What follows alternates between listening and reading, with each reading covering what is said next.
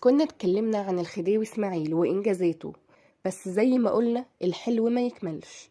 الخديوي اسماعيل قرر انه يكمل مشوار القروض اللي بدايته كانت في عهد سعيد باشا، وبدأ اسماعيل في مشوار القروض اللي ما بيخلصش، واستلف من الدول الأجنبية والبنوك وبيوت المال فلوس كتير كتير جدا. ولما اكتشف الأزمة اللي وقعت فيها مصر بسبب الديون وفوائدها المضاعفة، حاول انه يتدارك الموقف ويلحق نفسه ويلحق مصر من الأزمة المالية.